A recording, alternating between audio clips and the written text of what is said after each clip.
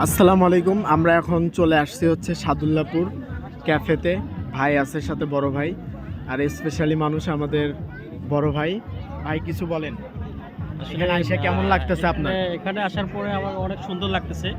আমি আসলে অনেক বাইরে চলাফেরা করছি, এর থেকে অনেকটা আমাদের গ্রামের যে একটা এটা থাকার কথা না, তারপরেও অনেক সুন্দর একটা পরিবেশ এবং সুন্দর একটা দৃশ্য দেখতেছি আমি। তো সেই ক্ষেত্রে অনেক ভালো লাগতেছে আমাকে এখানে, বা এর অনেক লোকজনও আসছে, তো অনেক ভালো লাগতেছে। ধন্যবাদ ভাই। তো হচ্ছে ভাইয়ের সাথে আমরা আসছিলাম, এখানে দেখেন সবাই ছবি টবি তুলতেছে।